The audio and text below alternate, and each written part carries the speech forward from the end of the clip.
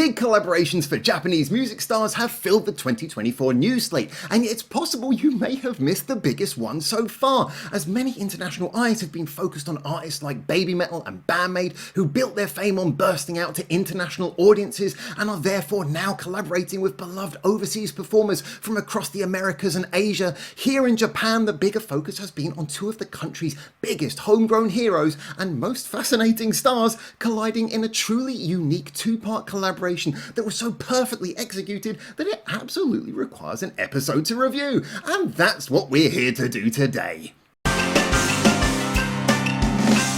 Ano and Lilas Ikuta aren't just two normal singers who felt like pairing up, and the nature of how they pulled this off is way more interesting than just two people going into the studio to sing on a song one time. So firstly, who are they? Lilas Ikuta may be more familiar to you as the voice of YOASOBI, the band who released the award-winning song Idol that has been charting for over a year at this point and was the theme tune to the beloved anime Oshi no Ko. Frankly though, Lilas has had a plethora of successes in her nearly decade-long career over several projects and vocal styles that occasionally fluctuate between powerful melodies and pretty solid rap work. In short, she's no joke and has the CV to prove it. Along with a series of writing, producing and acting credits, it's like she just wants to add so much to her resume. Always doing something and seemingly always to a measure of success at the same time. However, Ano is the relative upstart, but of recent has been something of a cultural phenomenon, often seen as the voice of a frustrated generation. Having started her career in the alt-idol group You'll Melt More, she became famous for her awkward antics, mixing her cute, delicate voice and look with cuttingly inappropriate humour. And despite having the trademark innocent voice that conveys so much human emotion, in moments of frustration, Ano's not scared to let it give way to, well, this.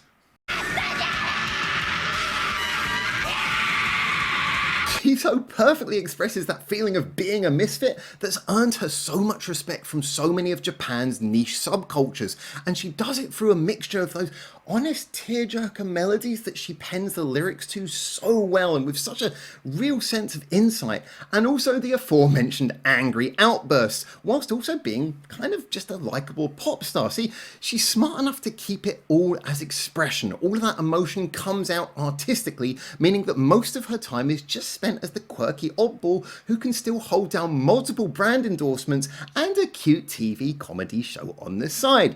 I mean, she's perfect for Japan, channeling people's frustrations but with a love for the industry that she exists in. It's like she's been able to take this honest, introverted person and bring it out into the form of a perfect celebrity representation. So now you know the two larger-than-life musical talents behind this collaboration with their big personalities and unique musical approaches. It's time to ask that one big question, the one that we're really here to answer, and that is, what about this collaboration do they get so right? Well, firstly, we have to look at how this pairing actually came together, and almost stereotypically obviously so, it was all sparked by an anime. See, Lilas and Ano both found themselves voice acting the leads in the oh so catchily named Dead Dead Demons Dead Dead Dead Destruction Kohen. I believe fans just refer to it as Dead, a story that Lilas and Ano had both seemingly previously been fans of, and Ano was further inspired to take on this voice acting role after all the comments she'd received about how unique her tone of speaking voice was. Interestingly though, it may be worth mentioning that the two have another acting connection previously, as Ano took on the role of Memcho in the live-action remake of hit anime Oshi no Ko, which you may remember I said Lilas' band YOASOBI gained so much fame producing their chart-destroying hit single as the theme tune of. But anyway, in this case, this new anime they were both acting in was going to require a theme tune. I'm sure that if you have any knowledge of Japanese media at all, you will know how beloved and important anime theme tunes can be. Almost every well-known artist has one or more under their belt, and whole careers can be boosted by the perfect tie-in theme tune. Just ask YOASOBI. So you can see where this is going. Like a 90s Will Smith movie, it was going to be the lead actors putting their voice to the inevitable opening tracks, and therein lies the next big factor. Tracks. Plural. See, the anime would be released in 2 separate chapters. One came out in March of this year and one just came out at the end of April, and both would have individual theme tunes. And in a rather beautiful little idea, the first song was designated as Ano's song, featuring Lilas Ikuta, whereas the second song was labelled as a Lilas Ikuta song featuring Ano, and this is where the genius of the collaboration starts to kick off. With the myriad of collaborations happening in the Japanese music scene of recent, I've previously expressed that the best kind of collaboration is one where the artists are significantly different in some complementary way and therefore fill in the gaps around each other. For example, the amazing Baby Metal F-Hero Body Slam collaboration primarily worked because we had a rapper, a band, and a female vocal group together. They had no real space to step on each other's toes, but could easily revel in expressing their own sounds around each other's contributions. Throw in a little quality song arrangement in how the various parts were given time to breathe, and you have something truly epic. However, and by contrast, my beloved bandmate and Mike Einziger of Incubus, their collaboration, well, it added a famous rock song writing guitarist to a band who already had a rock song writing guitarist, meaning the most he could really add was an alternative take on what Konami was already used to doing. Given that the song didn't even sway away from bandmate's preferred genre, it ended up requiring someone very familiar with Incubus's sound to really notice the collaboration had provided anything different from the normal. To everyone else, it just sounded like a new mid-tempo band-made song that they could have pretty much done on their own. So a collaboration between Lilas and Ano raised the question of what these two singers really did differently enough to elevate the songs beyond simply being something the individual singers could have done solo. So let's start by breaking down the Ano-led song, which has a name roughly translatable to Absolute Sanctuary, and was musically penned by the now very much in demand writer TK, formerly of Ling Tosite Segura, with some Ein at the end and other credits to his name as well. The guy is certainly a powerhouse of writing, but this also has lyrics by Ano herself, a very experienced lyric writer who has done such a fantastic job to connect to people with her very interesting and introverted words. Now, of the 2 songs that were created in this collaboration, this is clearly the big, dramatic, cinematic sounding one, and clearly TK wrote it to appeal to the more bombastic side of Ano's character, with a lot of introverted rage and the occasional gut-wrenching scream. However, the arrangement also features a gigantic, anthemic, swelling bridge that just builds up in the middle of the song and makes you want to sing from the top of your lungs. And when you take that interspersed with all the loud, dirty riffs and the chanting vocal roars of Ano, this is a song that is certainly about turning it up to 11 and keeping it there. The song never lets up for a second, and writer TK's love for these big arrangements that he's shown in his previous works, well, it just fits perfectly here. But what of our 2 leads? Ano featuring Lilas. Well, as mentioned before, this song's most obvious trait is in its bombastic, over-the-top sound that at first glance plays perfectly to Ano's expressive skill set. However, one of the track's greatest moments is that big emotional bridge that I mentioned, and this above all else is where Lilas' more polished vocal style really shines. She gives a smooth, mature power to the bridge that allows it to rise with a glorious intensity level that just throws you into the pure catharsis of that final Ano-esque chorus where both of them just sing and belt it out together. In other words, Ano is turned up to 11 in this song, but Lilas adds a gravitas and depth that further legitimizes and justifies all of Ano's madness. It's a big song with big personalities and big power, but ultimately a lot of the scale of the song requires the big melodic chops of Lilas underneath, really just lifting everything up. And that's why this works so well. It gets the best out of both of the members of the group to really elevate the song to the next level. So anyway, part 1 of this collaboration, yes, it was amazing. It's a great song, great vocals, everything turned to 11. But what of the next song? Well, Lilas featuring Ano?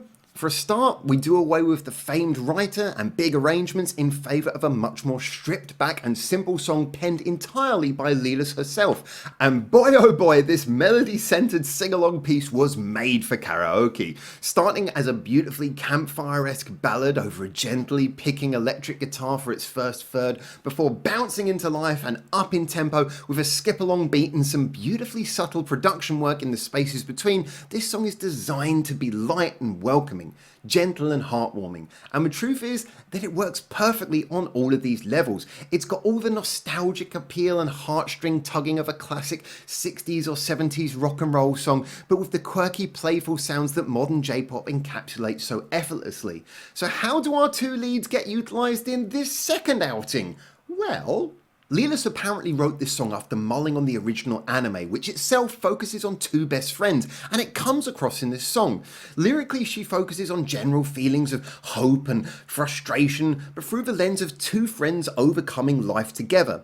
Therefore, although Lilas could have sung this song solo, I'm sure the sheer difference between her and Ano's voice as they sing the lines back and forth one at a time, it adds a sense of warmth and love to the delicate little song, like two friends singing it to each other despite their differences. Each time the beautiful melody goes around, the lyrics are split up slightly differently and the song gives this air of an ad-libbed conversation, further amping that feeling of friendship and humanity at the core of it all.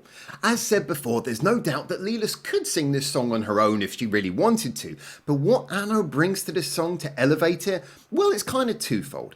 Firstly, simply in having such a different voice from Lilas, it amplifies the aforementioned joy in the song's back and forth structure, which would be lost if we had two singers who sounded just too similar and too perfect and too polished. Secondly, well, for a track that plays like a goodbye said through tears, Lilas's pinpoint delivery will only get you halfway on that. You need her to give the song that extra little layer of humanity it clearly wishes to express between the lines. And in the process, all it does is further highlight the beautiful power every time Lilas comes in with one of those big held notes.